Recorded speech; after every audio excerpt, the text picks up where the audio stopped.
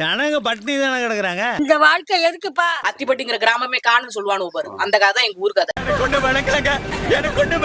தண்ணியில கிடந்து தாம்பர தத்தாளிக்கிற மாதிரி அதே மாதிரி தத்தாளிச்சுக்கிட்டு தான் நாங்க இருக்கோம். 500 நடம் நாங்க அந்த மனு எழுதி கொடுத்துட்டோம். ரோடு அப்படியே தான் குறிச்சினா எங்க இருக்குன்னு கேக்குறாங்க. நாங்க போய் கேட்டோம்னா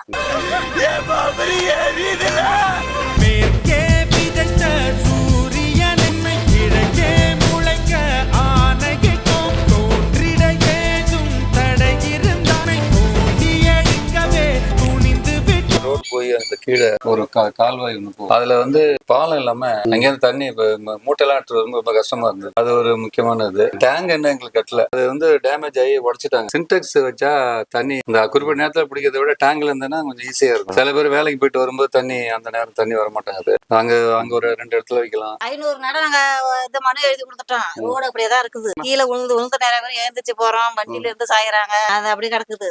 தலைமுறை ஒரே வீட்டுல இருந்து பொறுக்கிற புள்ளியோட அந்த வீட்லயே தண்ணி வர மாட்டேங்குது. ஒரு மினி டேங்க் வச்சு கொடுங்க. அதெல்லாம் எலெக்ஷன் வந்தாதான் அதெல்லாம் செய்ய முடியுங்கிறாங்க. எந்த வசதியுமே கிடையாது. குறிச்ச கொடுத்தாலும் தண்ணியில கிடந்து தாம்பர தத்தாளிக்கிற மாதிரி அதே மாதிரி தத்தாளிச்சுக்கிட்டு தான் நாங்க செய்யறாங்கிறாங்க. ஆனா ஓட்டு போட்ட முற்பாடு எதையுமே முயற்சி பண்ண மாட்டாங்க. ஏன் மணி நான் தான் நிறைய பண்ணிட்டு இருக்கிறேன். அதானுங்கண்ணா, நீங்க நிறைய பண்ணிட்டீங்க உங்க குடும்பத்துக்கு. ஓட்டு போடுங்க, கோயில் கட்டி தரோம்னாங்க.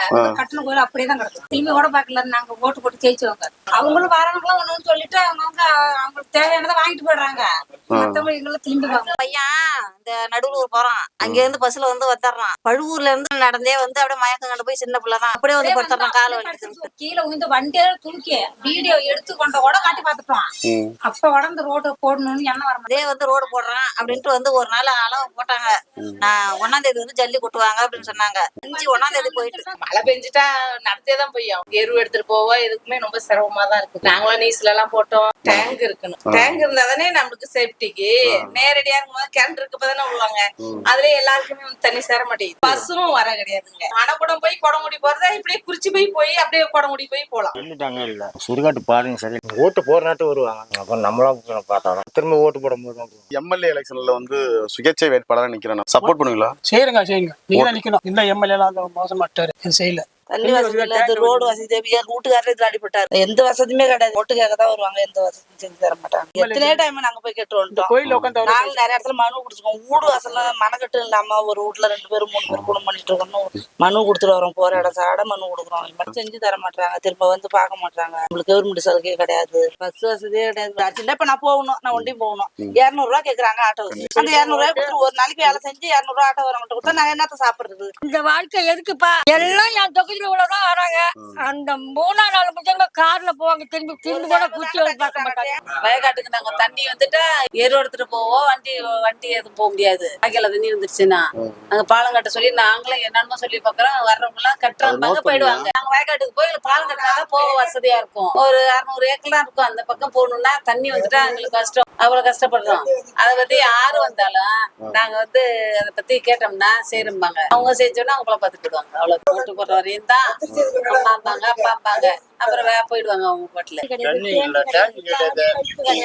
காலையில ஒரு டைம்ல வருது. அதோட அந்த ரோட்டு சுடுகாடு பாதை எதுவுமே கிடையாது. குடி தண்ணிக்கே ரொம்ப கஷ்டப்பட்டு. அடிப்படை வசதி எந்த ஒரு வசதியும் கிடையாது. ஒரு போக்குவரத்து வசதி கிடையாது. ஸ்கூல் பிள்ளைங்க இருந்து காலேஜ் பிள்ளைங்க எல்லாமே ஒரு டிராவல்ஸ் வசதி, ஒரு ஆட்டோ வசதி எதுவுமே கிடையாது. எல்லாத்துக்குமே ரொம்ப தடுமாற்றத்தோட தான் அந்த ஊர்ல வாழ்ந்து 2 3 போய் மனு கொடுத்துருக்கோம்.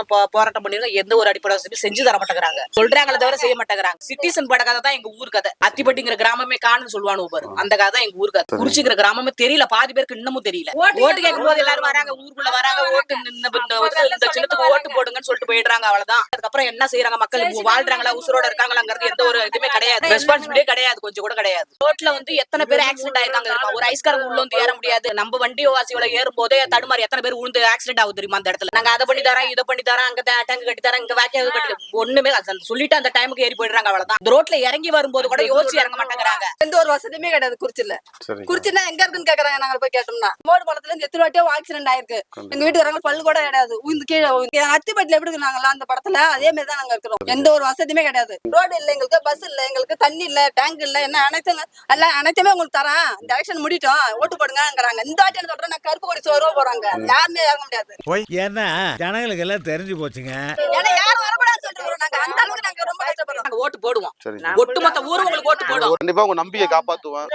நம்பிக்கை இருப்பாங்க. கண்டிப்பா. நான் சொல்றதாப்புல இருந்தா அந்த மாடா பண்ணி செஞ்சுட்டேன்னு வச்சுக்க, நீ ஜெயிச்சு போவேன். ஜெயிச்சு வந்தா செய்ய முடியும், ஜெயிக்காம செய்ய முடியாது. நீ நான் வரட்டுங்களா? வரேன்க்கா.